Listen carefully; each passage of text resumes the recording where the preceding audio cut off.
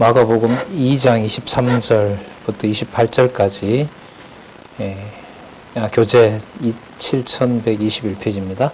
안식일을 오해하는 자들에게 속죄 능력이 있음을 가르쳐 줍니다. 왜냐하면 당신이 안식일의 주인이기 때문에 그렇습니다.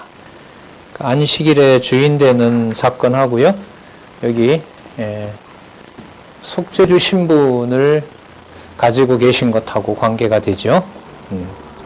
자, 사건은 안식일입니다만 아까 금식 문제하고도 관계가 되는 겁니다. 신랑과 함께 있으므로 이렇게 연결해도 돼요. 자, 신랑과 함께 있으므로 안식일에 예수께서 밀밭 사이로 지나가실새 그 제자들이 길을 열며 이삭을 잘라 먹습니다. 바리새인들이 따지죠. 안식일에 하지 못할 일을 했다, 노동을 했다는 겁니다. 25절 예수께서 가라사대, 이 사무엘상 21장에 있는 예를 드는데요. 예수께서 가라사대 다윗이 자기와 및 함께한 자들이 핍절되어 도망치다 이제 피곤한 거죠. 굶기도 했고 사울이 죽이려고 쫓아오니까 시장할 때 한 일을 잊지 못하였느냐. 그가 아비아달 대제사장 때에, 사실 이 아비아달은 당시에 다윗에게 이 먹을 걸 줬다고 해서, 음식을 줬다고 해서 이때 제사장들 85명이 죽어요. 사울의 손에. 그리고 남녀, 아이들, 젖먹이, 소, 낙이 완전히 도륙을 합니다. 지금 이 사건을 예수님이 지금 인용을 하세요. 거기서 이제 도망쳐온 이 제사장의 아들이 아비아달인데 나중에 다윗 제국에서는 이제 제사장이 되죠. 아비아달 대제사장 때에 하나님의 전에 들어가서 제사장 외에는 먹지 못하는 진설병을 먹고 함께 한 자들에게도 주지 아니하였느냐. 또 가라사대 안식일은 사람을 위하여 있는 것이요, 사람이 안식일을 위하여 있는 것이 아니다. 안식일을 지키려고 그러는 것이 아니라 사람이 안식을 누리도록 하기 위한 것이 안식일의 본래 목적이다 하는 거죠. 그러니까 지키는, 매주마다 하루를 지켜야 되는 안식일의 의미가 아니라 안식의 본래 의미는 모든 행동과 행위를, 모든 그 행동들을, 일들을 아까 이제 나왔던 신랑과 연결이 돼야 돼요. 신랑과 함께 있으므로 뭐 할 필요가 없다. 무거운 부담으로 그걸 지킬 필요가 없다는 거잖아요. 그리고 그걸 이미 과거에 성전에 들어가서도 다윗이 사울에게 쫓겨다닐 때 그때 제사장밖에 먹지 못하는 것을 먹은 적도 있다. 성전의 음식을 먹은 적도 있기 때문에 이 안식일에 먹을 것을 얻기 위해서 이렇게 노동하는 것, 이게 안식일을 범하는 것이 아니다. 그 사례가 벌써 다윗에게 천년 전에 있었다는 거고요. 이제 결정적인 구문은 이거죠. 28절에 이러므로 인자는 안식일에도 주인이니라. 앞부분에 있는 것과 연관을 시키면 금식에 관해서도 내가 주인이고 내가 결정하는 거고, 그 다음에 안식의 여부도 내가 결정한다. 내가 주인이라는 겁니다. 자, 이 본문에 나오지는 않지만 예수님이 지금 이 본문을 모르실 리가 없을 텐데, 정작 이걸 사무엘상 2장 21장 1절에서부터 여러분 6절을 좀 찾아보게 되면 여기에서 이제 이 제사장들이 다윗이 먹던 일로 아까 말씀드린 것처럼 제사장 85명, 남녀, 아이, 젖먹이, 소, 낙이, 양이 여기서 학살을 당하거든요.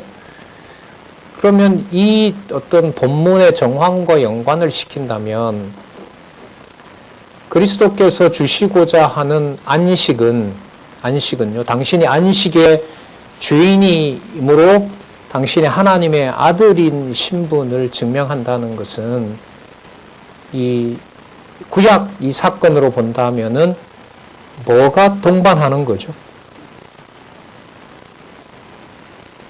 제사장 아까 85명이 어떻게 됩니까? 죽는다 그랬잖아요.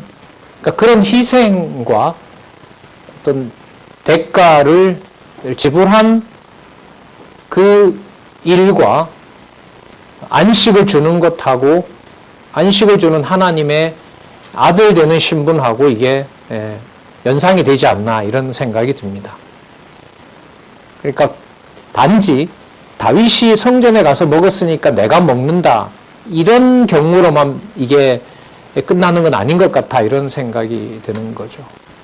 그럼 여러분 이 경우로 보면 이미 그리스도는 직임에서 당신이 아브라함이나 다윗보다 먼저 있었다고 증명을 하셨기 때문에 과거에 다윗을 숨겨줬더니 아비아달 가문의 제사장 85명이 죽는 사건도 이게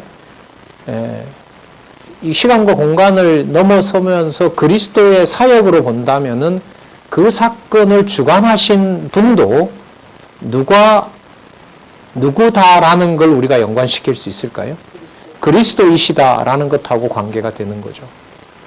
이게 이미 다윗보다 먼저 있었고 아브라함보다 먼저 있었다는 그 말씀으로 본다면은 그 안식을 보장하기 위해서 구약의 그 하나님을 섬기는 제사장들을 어떻게 보면 희생을 받으면서 희생을 당하게 하면서 당신이 뭐의 주인이 되는 거죠.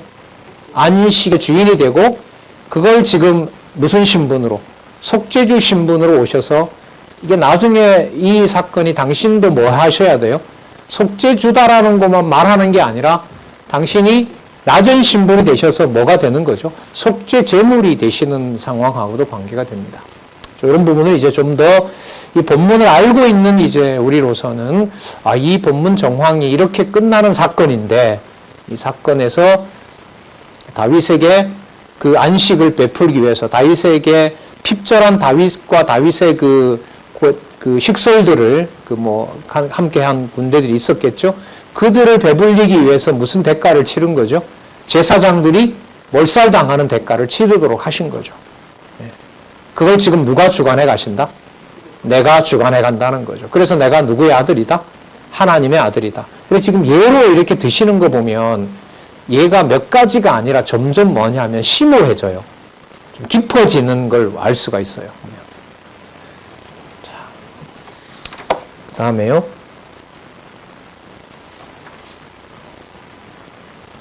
자, 여기로 가거든요. 이 제사하는 신분을 아까 그 아비아달 사건까지 본인이 안식의 주인이라고 하시면서 아들로의 신분에서는 제사함을 보여주는 속죄주 신분을 실제로 보여주시는 내용하고 관계가 됩니다. 자, 한번 보도록 하겠습니다. 3장 1절에서부터 6절에 한번 보시면은 안식일에 사람을 고쳐요. 그리고 죄를 속하는 아들임을 보여주십니다. 자, 예수께서 다시 이제 회당에 들어가십니다. 그러니까 회당에 한편 손마른 사람이 있습니다. 이 불치병이죠. 거기 있는 걸 보고요. 사람들은 예수가 또 안식일을 범하는가 이렇게 엿보고 있었는데 예수님은 그 사람 보고 일어나라 그럽니까? 아예 공개를 하는 거예요. 한가운데로 서라 라고 얘기를 하세요. 4절에 보면 그리고 예수님께서는 뭐라고 하시냐면 안식일에 선을 행하는 것과 악을 행하는 것, 생명을 구하는 것과 죽이는 것 어느 것이 옳으냐 하시니 저희가 잠잠합니다.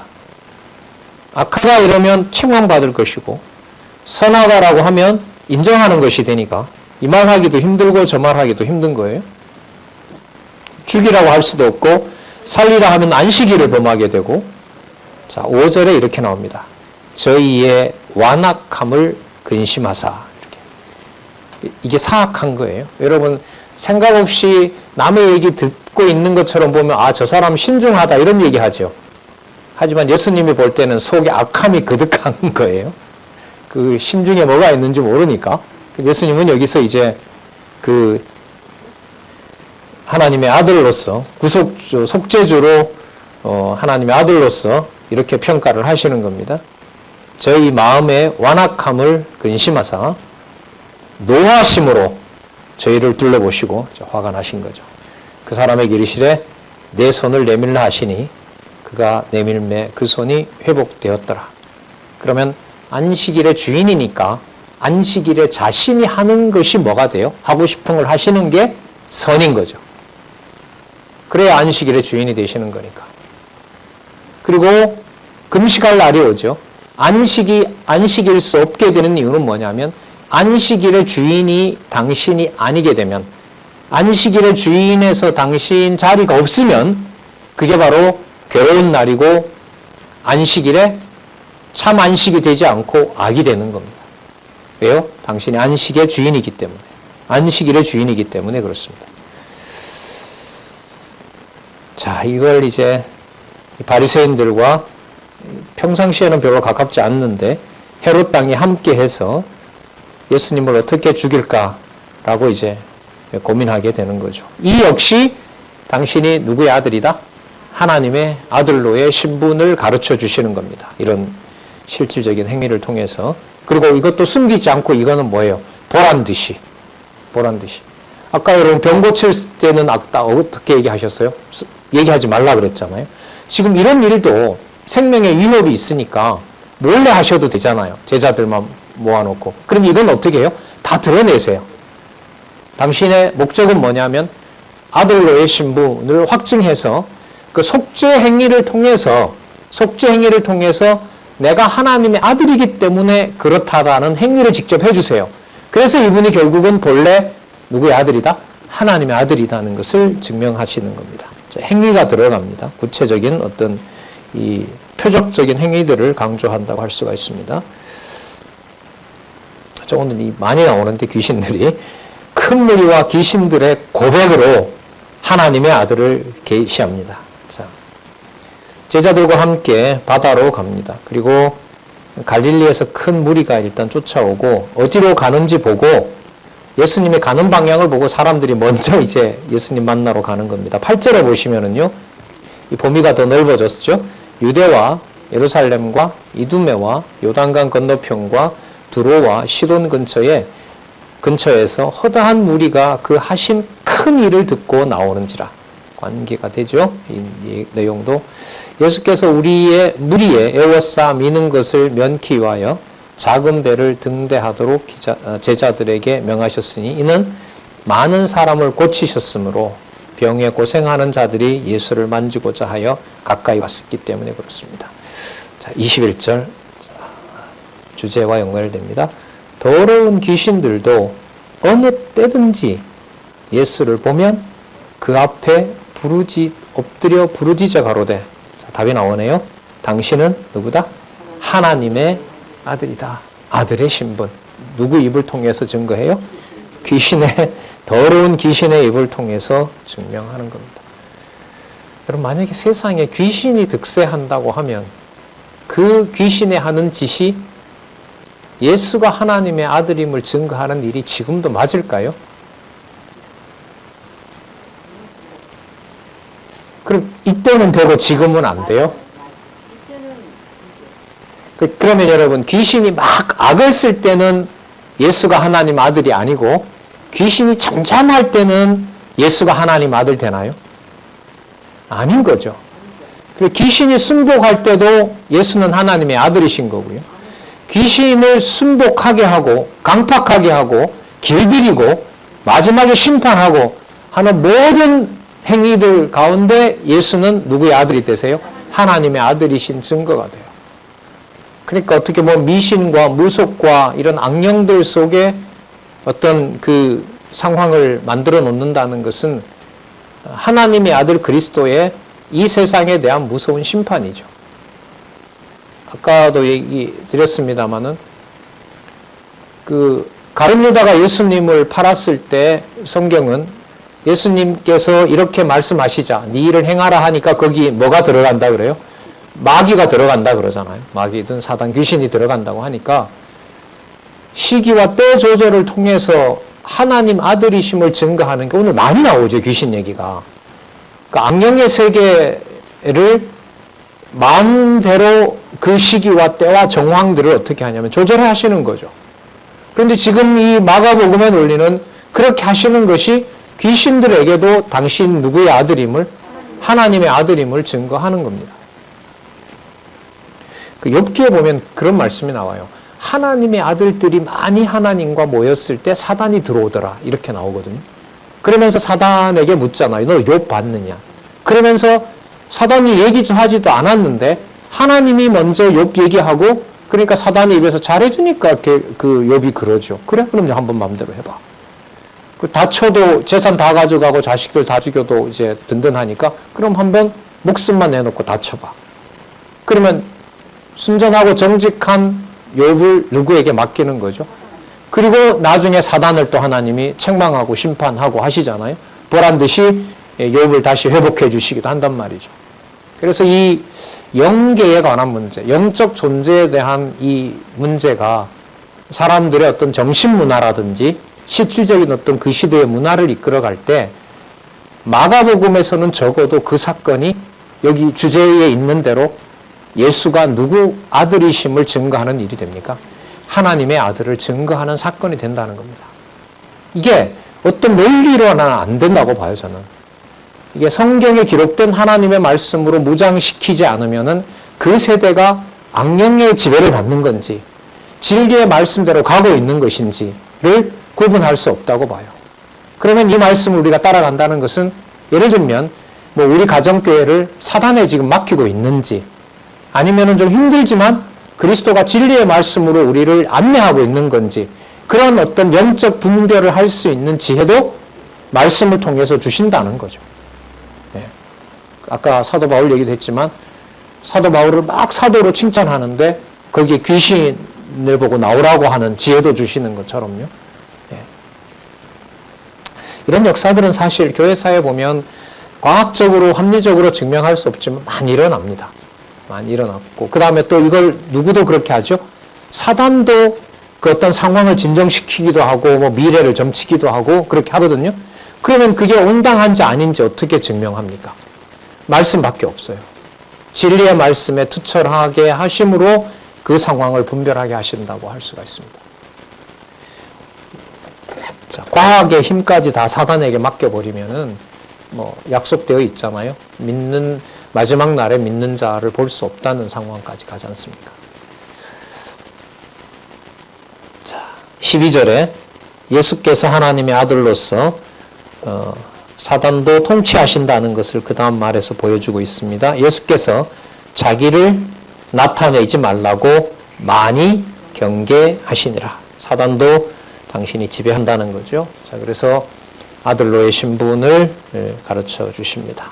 그러니까 아까 회당 같은 경우에는 그 사람들에게 안식의 주인임을 가르쳐 주시면서 또 죽음의 어떤 위협을 당하는 경우가 있는가 하면 사단에게서는 당신의 하나님 아들임을 받아내시면서 사단에 대해서 통치하는 그래서 그분이 사단으로부터 구원할 수 있는 빼낼 수 있는 바로 속죄주가 되신다는 것도 여기서 보여주고 있습니다.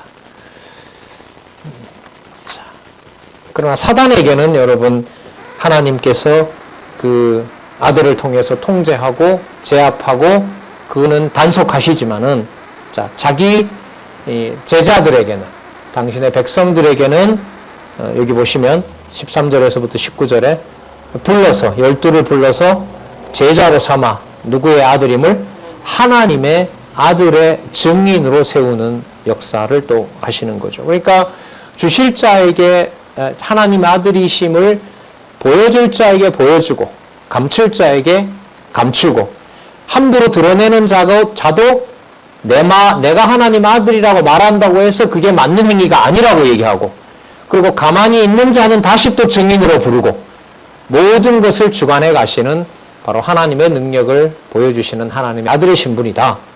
이걸 이제 우리가 1장에서부터 5장까지 살펴볼 수 있습니다. 사단에게 단속한 것과는 달리 13절에서부터 볼게요. 산에 오르사 자기가 원하는 자들은 부르십니다. 그리고 나왔고요. 이에 12를 세웠는데 또 나옵니다. 자기와 함께 있게 하시고 보내사 뭐도 하며 전도하게도 하세요. 전도는 예수가 하나님의 아들이다. 그러니까 여러분 아까 보세요. 사단도 예수님을 나사렛 예수를 누구라고 전해요? 하나님의 아들이라고 드러내잖아요. 그럼 지금 제자들도 하나님의 아들이라고 전하잖아요. 결과적으로 다 전하는데 왜 하나는 맞고 하나는 틀려요? 하나는 온당하고 하나는 의이고 하나는 불의예요? 당신이 하나님의 아들이기 때문에. 그러니까 같이 하나님의 이름을 부르더라도 바리새인들과 서기관들이 부르는 바로 여호와와 당신이 부르는 여호와는 차이가 근본적으로 다른 거죠. 이게 여러분 같은 성경을 놓고 무엇이 진리인지 아닌지를 사람이 판단해서 자기 것으로 만들 수 있을까요? 없을까요? 그래서 이게 살았고 운동력 있는, 능력 있는 말씀인 거예요. 말씀이 넘어지게 하고 말씀이 세워주시기도 한다는 것을 또 한번 확인할 수가 있습니다. 15절에 귀신을 내어 쫓는 권세도 있게 하려 하심이라. 12를 세웠습니다. 자, 시몬에게는 베드로란 이름으로 세베대의 아들 야고보와 야고보 형제 요한, 그리고 이들에게는 보아너게 곧 우레의 아들이란 이름을 다하셨다. 막 성질이 되게 불같았던가 봐요. 안드레, 그 다음에 빌립, 바돌로메, 마테, 그다음 도마, 알페오의 아들 야고보. 알페오의 아들 야고보. 나중에 야고보서 저자는 예수님 그 동생입니다. 육신의 동생을 말하는 거고요. 그 다음에 다데오, 가나안이 시몬. 다른 데서는 이 가나안 시몬을 열심당원 시몬이라고 하죠. 헤롯의 열심당원들은 이 가슴에 늘 단도를 품고 다니죠. 그래서 자기 민족들 중에서도 로마 권력에 붙고자 하는 자를 암살하죠. 그러니까 아주 무서운 자들입니다. 이 테러리스트라고 할 수가 있겠죠. 자, 그 자도 불러냅니다. 그럼 여러분 여기에 모은 사람, 이 제자들의 특징을 전부 다 모은다면 지금 이 제목과 연관해서 본다면 이 각양각색의 인간들이 뭐의 대상이 되는 거죠? 속죄의 대상이 되는 거죠. 그러니까 죄인들과 세리들만 불의한 자들이 아니라 이 모든 자들이 어떤 자예요? 불의한 자들인 거죠. 이 사람들이 의로워서 바리새인들과 그 헤롯 당원들보다 의로워서 이 사람들을 부른 게 아니잖아요. 그럼 이 목적은 어디에 있냐면 본인이 누구임을, 속죄주임을 확증하려고 이 제자들을 부른 겁니다. 그런데 여러분 마태복음에서 제자 부르는 건 전혀 다른 맥락입니다. 그건 뭐하고 관계되냐면 통치직, 왕직을 수행하기 위한 것이 목적입니다. 내가 누구를 부른다? 제자들을 주권적으로 부른다. 그래서 거기 보면 가겠다고 하는 사람은 가지 말라 그러고, 그리고 제자 되겠다고 하는 사람은 어떻게 하고? 보내버리고, 그리고 그래서 제자 취사 선택권을 가지신 절대 주권자가 설명이 되는 겁니다. 마태복음은. 근데 지금은 아니에요. 지금은 이건 어디까지나 뭐예요? 속죄주 신분인 거죠. 왜요? 당신이 아들이심으로 그 아들도 당신뿐만 아니라 이런 자들도 아들 삼으려면 당신이 뭐가 되셔야 돼요? 그렇죠. 그래서 아들의 신분, 속죄주 신분 이렇게 되는 겁니다. 그리고 그냥 버려두지 않고 꼭 뭐 해주셔야 돼요? 통치해 주셔야 되고. 이게 1장에서부터 5장 논리인데 이 본문을 우리가 따라오면서 이어지는 개념들이 아주 적세적소에 딱 나오게 되어 있어요. 그래서 이 틀 속에서 보면 이제 이해가 되는 겁니다.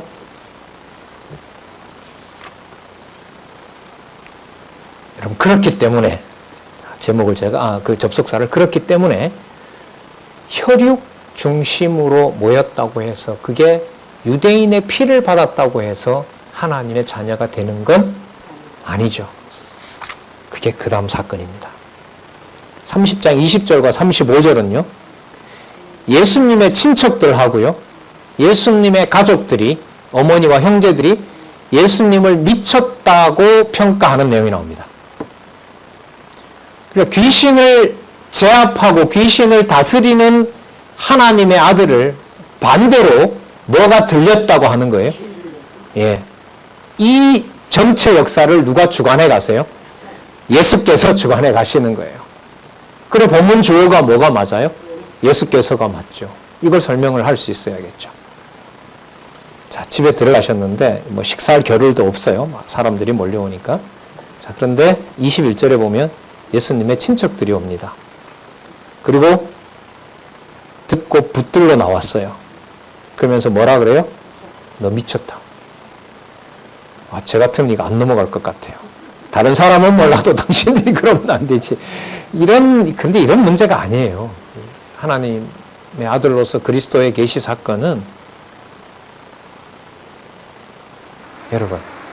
여러분의 가족 중이나 친척이 이렇게 말씀 좋아하는 우리 보고 너 미쳤구나라고 하면 너 장안중앙교회 미쳤구나. 너 어떤 목사인데 미쳤구나. 라는 소리가 나올 수 있을까요? 안 나와야 될까요? 나와야죠. 그래야 제대로 미치죠. 이 속죄주 신분요, 속죄주라는 말을 우리는 여기서 우리를 구원하기 위해서 오셨다는 말, 이 본문 따라가면 할 수 있어요, 없어요? 절대로 할 수 없죠. 그래서 본문에서 확인해야 되는 겁니다. 예루살렘에서 내려온 서기관들도 바알세불이 들렸다. 귀신의 왕이 바알세불이잖아요. 집혔다는 말은 지배한다 이 말입니다. 귀신 들렸다. 귀신의 왕을 힘입어 귀신을 쫓아낸다. 자, 23절 예수께서 반박하십니다. 야, 사단이 어떻게 사단을 쫓아내냐? 자기 왕국을 내부에서 멸망시키는 자가 어디 있느냐? 그러면 내가 사단을 통치하고 사단이 나를 하나님 아들이라고 하는 것은 내가 다스리기 때문에 그렇다. 그래서 사단을 내가 부리는 자고 사단을 내가 지배하는 자다. 그래서 내가 귀신 들린 게 아니다 이 말이죠. 그래서 나는 누구의 아들이다? 하나님의 아들로 속죄주 신분을 가지고 있다.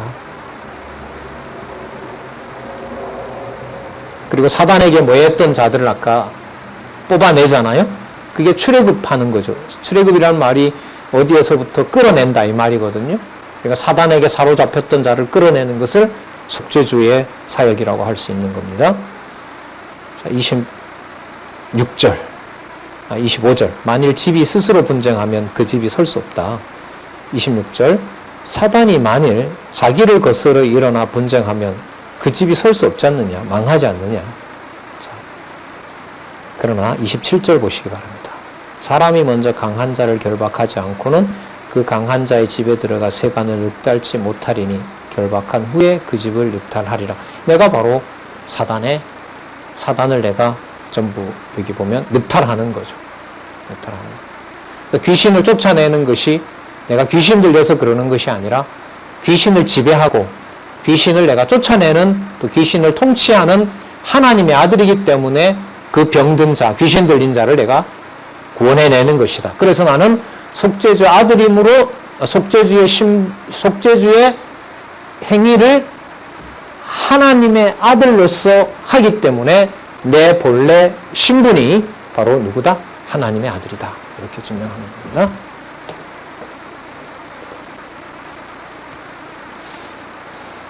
(28절입니다) 내가 진실로 너에게 이르노니, 여기 보시면 강한 말씀을 하세요.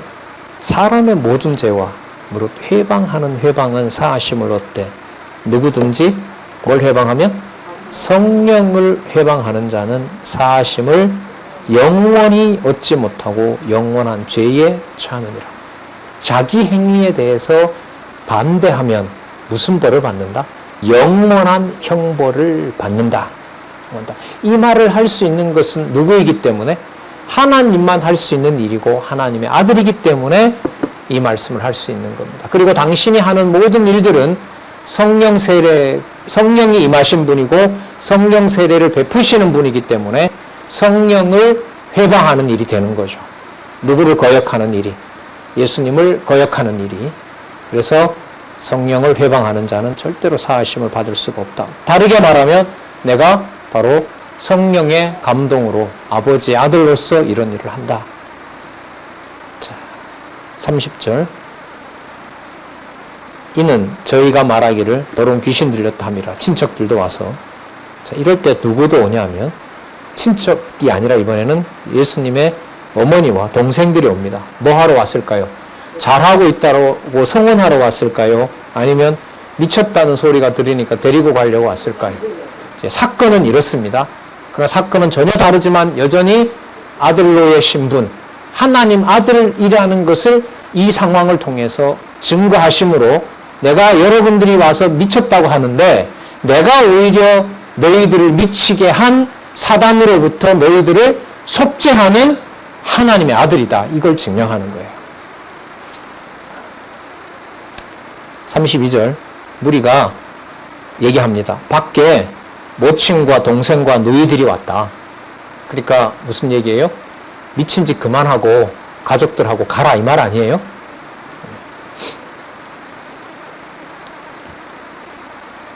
상황을 이렇게 꼭 만들어야 예수가 그리스도 됩니까?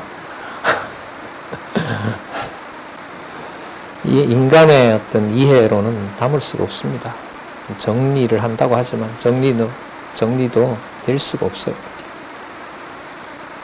33절 대답하시되 누가 내 모친이며 동생들이냐 하시고 둘러앉은 자들을 둘러보시며 가라사대 내 모친과 내 동생들을 보라. 여러분 여기서 뭐 부모가 따로 있고 뭐고 있고 다 끝났어요. 왜? 마태복음에서 그 심판 얘기할 때 사두개인들과 부활 논쟁에서 이미 누구 조건의 백성은 아니라고 얘기해요. 육신적인 조건으로 하나님 백성 되는 게 아니라는 걸 이미 부활 상황에서 설명하셨거든요. 그걸 우리가 염두에 두신다면 바로 예수님의 이 말씀이 더 힘이 실리겠죠? 둘러앉은 자들을 둘러보시며 가라사대 내 모친과 내 동생들을 보라. 누구든지 하나님의 뜻대로 하는 자는 내 형제요 자매요 모친이라. 하나님의 뜻대로 한다는 말은 예수가 하시는 그 일이 하나님의 아들로서 누구의 뜻을 행하는 일이다? 하나님의 뜻을 행하는 자로 그렇게 믿는 자들이 바로 누구다? 내 형제요 자매요 모친이라. 여러분 이게 이때만 그럴까요? 성령이 강림하셔서 예루살렘과 온 유대와 사마리아에 주의 몸된 교회를 세우시는 일과 그 모든 앞으로 일들에서 이게 다 이루어지는 걸까요? 이게 다 이루어지는 거거든요. 그래서 이 가정교회는 좋다라는 것보다가 오늘 나온 말씀으로 보면 머리 되신 그리스도께서 가정교회의 머리가 되어주셔야 여러분들과 제가 가정교회에서 본문에 있으니까요. 미친 짓을 하지 않습니다. 미친 짓을 하는 것을 예수님은 누구를 회방하는 거라 그러죠? 예? 성령을 회방하는 거라 그러잖아요. 그리고 하나님의 자녀로 대하지 않는 것이 아까 무슨 벌을 받는다 그랬습니까? 영원한 죄가 된다 그러잖아요. 예. 굉장히 무서운 거죠. 교회는 그런 의미에서 좋아서 좋은 걸 말하는 게 아니에요. 귀함의 정도로 본다면은 여러분들과 제 생각이 함께 하는 가족이라고 하지만 전혀 그 생각이 미치지 않는 대상이에요. 뭐가요? 하나님의 뜻대로 행하는 형제와 자매와 모친, 부친 다 포함하겠죠. 이건 혈육 관계를 넘어서는 거니까요. 그러려면 아까 세리와 죄인들을 모아주셨던 것처럼 세상 사람들이 봤을 때는 예수님의 친척들이 봤을 때는 뭐라고 하는 것처럼 미쳤다고 하는 그 상황이 주의 몸된 교회 안에서는 일어날 수가 있는 거고 또한 일어나는 거죠. 나중에 여러분 성령이 임했을 때 성령 강림했을 때 제자들이 방언하고 하니까 주위에 전부 다 뭐라 그랬죠? 술 취했다 그러고 미쳤다 그러죠. 나중에 사도 바울이 베니게 앞에서 로마로 가기 전에 막 자신이 예수님 만났던 사건하고 쭉 얘기하니까 그때 그 아그리파 왕이 뭐라 그럽니까? 너 학문이 너를 뭐 하겠다? 미치게 했다. 이 소리 듣잖아요. 이 소리를 듣거든요. 나중에 제자들도 사도들도. 우리가 여러분 미쳤다 소리를 들어야 되는데 이 당위성을 말하려는 게 아니라 주의 몸된 교회가 그리스도가 속죄주 되시고 하나님의 아들로서 우리가 그 형제가 되는 사건이 교회라고 봤을 때 그 교회라는 이 하나님의 뜻대로 머리 되신 그리스도가 교회를 통치한다는 이 함께하는 이 교회의 엄격함과 순수함과 거룩함과 그리스도의 통치권, 교회의 머리 되시는 바로 그걸 좀 더 강조를 드리고 싶어서 이런 말씀을 드리는 겁니다.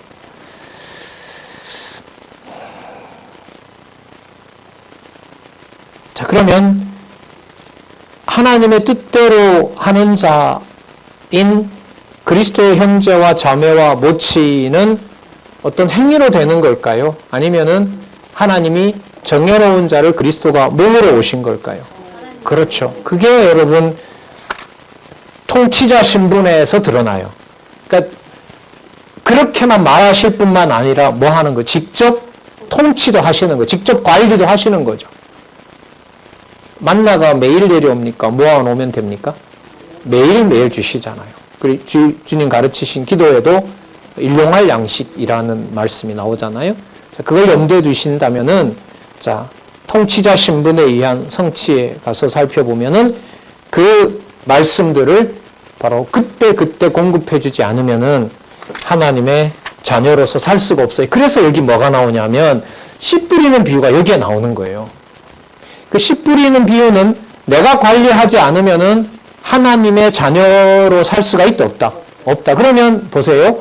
속죄주 신분으로 속죄함을 받게 했지만 그 받은 자가 내가 통치하지 않으면 그가 하나님 자녀로 30배, 60배, 100배 정해진 결실을 맺는다, 못 맺는다?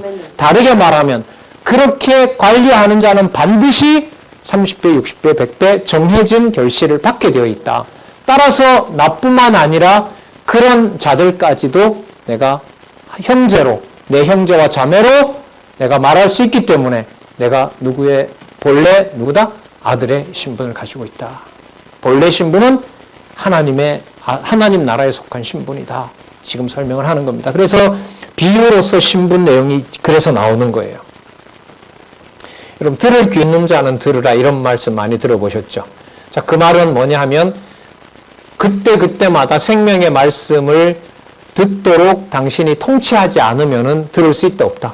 없다는 말하고 똑같아요. 이게 이제 이른바 선언이거든요. 자, 그 부분 한번 볼게요. 예수께서 비유 말씀을 하십니다. 그 비유의 말씀은 한번 보면은 4절에 보면 씨를 뿌리는데 길가에 떨어지고요. 그 다음에 5절에 보면 자, 4절부터 볼게요. 길가에 떨어진 것은 새들이 와서 먹어버렸습니다. 5절에는 흙이 얕은 돌밭에 떨어졌는데 뿌리가 깊게 나오지 않으니까 해가 나니 다 말라버렸어요. 그 다음에 가시떨기에 떨어졌는데 가시 때문에 그 자라는 것을 막아서 결실을 하지 못했습니다. 네 번째, 좋은 땅에 떨어졌는데 무성하여 30배, 60배, 100배가 됩니다. 우리 보고 이 중에 하나를 선택하라는 걸까요? 당신이 통치자이기 때문에 그렇게 관리하신다는 걸까요? 그렇죠. 이렇게 보시면 돼요. 그러니까 아무리 가정교회가 중요해도요, 어느 밭에 어떻게 떨어뜨려서 어떻게 관리할지 우리 몰라요. 분명한 사실은 하나 있어요. 누가 머리 되신 것은 분명해요. 아들이신 분이고 속죄주가 되시고 그분이 교회의 머리 되신다는 것만큼은 분명해요. 내 생각과 전혀 생각과 상상으로도 미치지 못해도 주가 관리하시는 하나님의 교회라면 여전히 그리스도는 바로 거기에 머리 되시는 분 맞아요. 자, 그러면서 9절에 들을 귀 있는 자는 들으라. 나중에 4장 23절에 가서도 비유 얘기하고 또 합니다. 제자들이 이걸 모릅니다. 그런데 예수님이 이제 혼자 계실 때 사람들이 물러가고 12제자가 와서 물어요. 자, 11절에 얘기하십니다.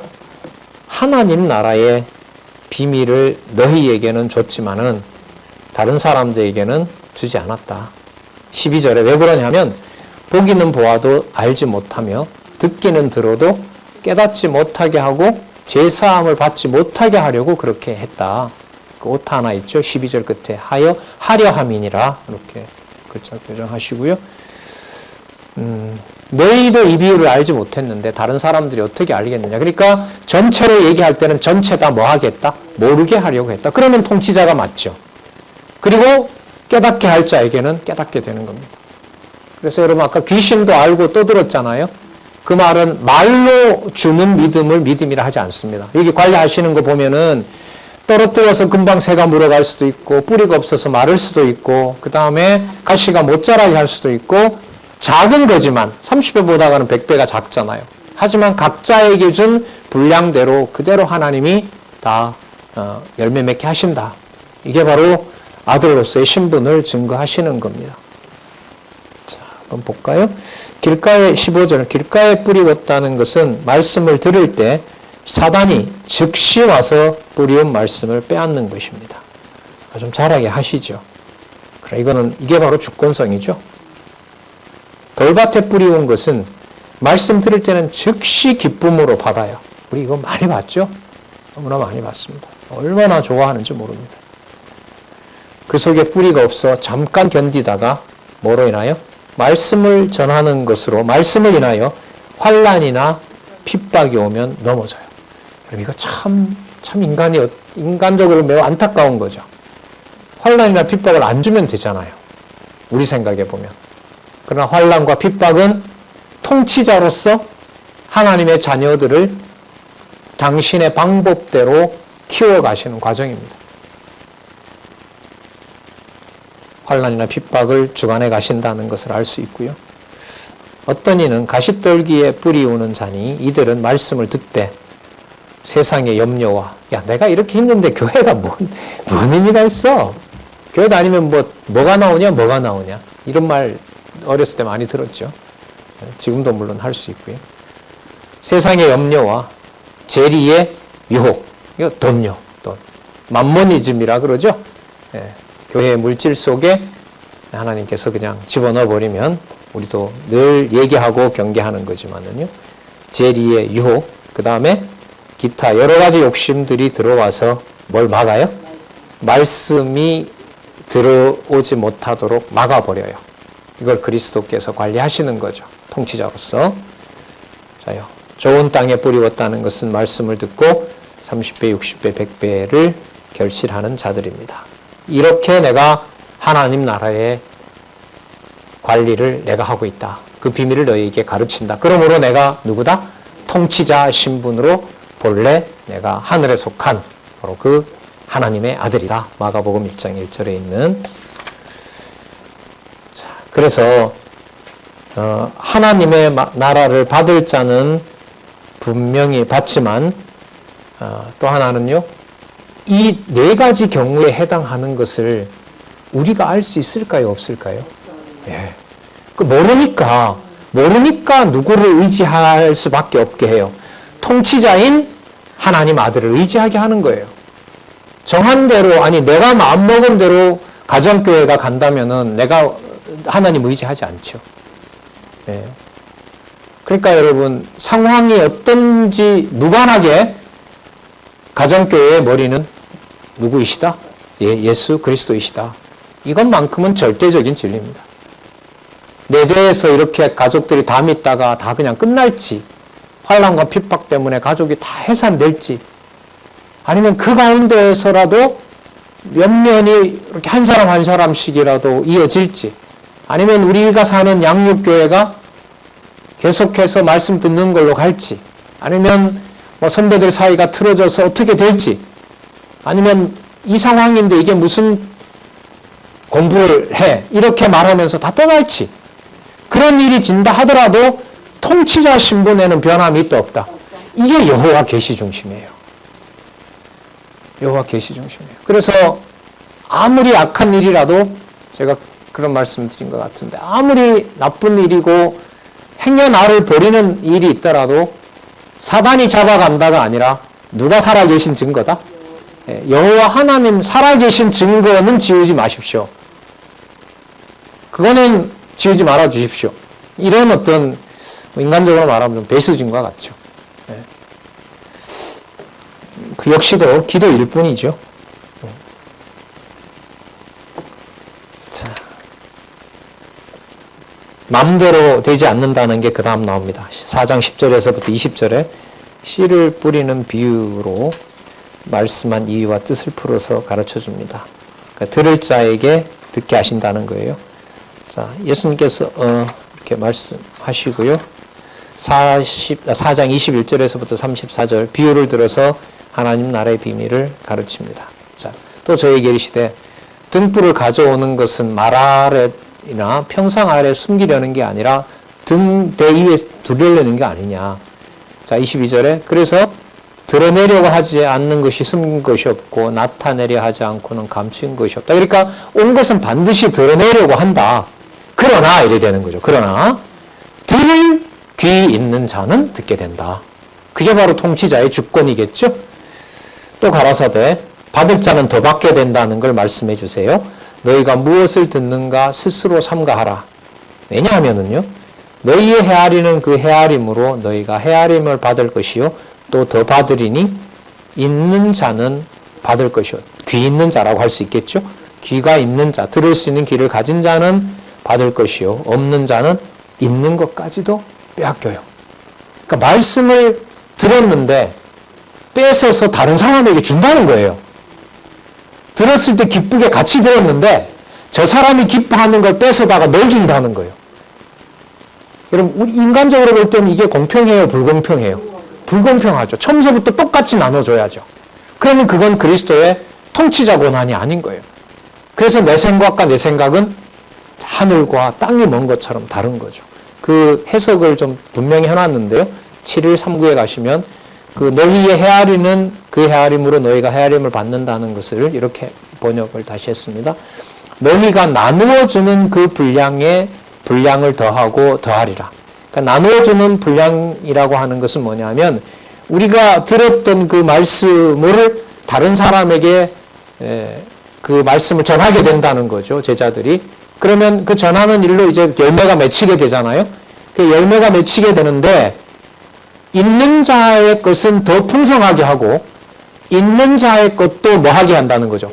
빼앗아 버리는 일을 한다는 거죠. 그럼 그게 아까 비유하고 맞아요, 안 맞아요? 맞죠?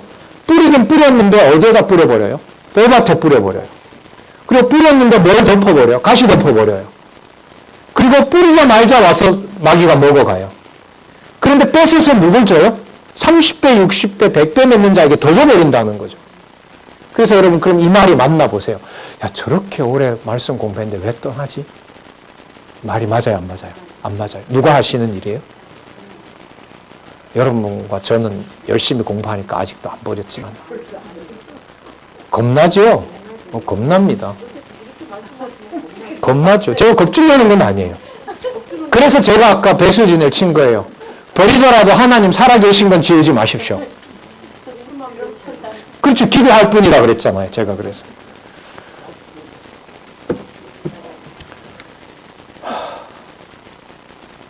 28절 볼까요? 자, 그런데 이것도 쓸데없는 생각이라는 게 겁준다고 하시는데 쓸데없는 게 어떻게 자라고 어떻게 열매 맺는지를 너네들 상상하지 말라고 하세요. 보겠습니다. 26절. 또 가라사대 하나님의 나라는 사람이 씨를 땅에 뿌림과 같으니 저가 밤낮 자고 깨고 하는 중에 씨가 자라서 자라되 그 어떻게 된 것을 알지 못한다. 그게 누구한테 갈까? 누구한테 얼마만큼 갈까? 그냥 각자 하나님 앞에서 자기를 하게 되면 좋은 거예요. 땅이 스스로 열매를 맺되 처음에는 싹이요 다음에는 이삭이요 다음에는 이삭에 충실한 곡식이라. 열매가 익으면 곧 났을 때 나니는 추수 때가 이름이라. 그때 내가 다 알아서 한다. 자, 그 본문이 성경에 없는데요. 강론집에 3절부터 더 보겠습니다. 또 가라사대 우리가 하나님 나라를 어떻게 비하며 또 무슨 비유로 나타낼고. 과거에 제가 이거 프린트해서 다 쪽지로 드렸습니다. 겨다씨 한 알과 같으니 땅에 심길 때는 땅 위의 모든 씨보다 작은 것이로되 심긴 후에는 자라서 모든 나물보다 커지며 큰 가지를 내니 공중의 새들이 그 그늘에 깃들일 만큼 되느니라. 여러분, 가정교회가 힘들게 하나님이 보존한다 해도 거기에 지금 이 말씀에 의하면 한 대, 두 대가 지나서 그곳이 진리를 전하는 전당이 될 줄 어떻게 합니까? 그렇기 때문에 지금 이걸 나쁜 상황이다라고 말할 수 있다 없다? 없다는 거죠. 그야말로 통치자의 절대 주권입니다. 왜요? 당신이 누구이기 때문에? 하나님의 아들 예수 그리스도시기 때문에. 43절 예수께서 이러한 많은 비유로 저희가 알아들을 수 있는 대로 말씀을 가르치시되 누구에게는? 들을 귀 있는 자들에게는. 맞죠? 43절 비유가 아니면 말씀하지 아니하시고 다만 혼자 계실 때에 그 제자들에게 모든 것을 해석하시더라. 성경 해석의 주관자, 성경 해석한 것을 적용해 주시는 자, 적용해 주실 뿐만 아니라 열매 맺게 하시는 자, 그분은 누구밖에 없어요? 하나님의 아들 예수 그리스도밖에 안 계세요. 그 능력을 우리는 마태복음에서 3직으로 확증했고 그 일을 하늘에 속한 하나님 아들의 사역으로 우리는 지금 신분을 통하여 증거하시는 부분을 오늘 4장까지 살펴본 겁니다. 분명한 것은 우리 생각을 허용한다 안 한다. 사람 주어를 넣지 못하게 한다. 그러면 아무 의미가 없느냐? 아닌 거죠. 모든 의미가 누구를 주어로? 예수께서, 하나님께서, 성령께서라는 것으로 채워주신다. 예, 수고하셨습니다. 다음에 5장부터 하도록 하겠습니다. 4장 35절부터 하도록 하겠습니다. 하나님 아버지 감사합니다. 들을 수 없고 담을 수 없는 말씀을 같이 이렇게 몇 시간 허락해 주셨고 또 같이 호흡하게 하시고 함께 만날 수 없는 동역자들도 같은 진리의 말씀으로 소통하게 하여 주시리라 믿습니다. 지켜주시고 보호하여 주시고 성경신학으로 허락하신 엄청난 진리의 보화를 지켜나갈 수 있도록 지혜와 총명도 허락하여 주시옵소서. 지켜주시옵소서. 예수님의 이름으로 기도드렸습니다. 아멘.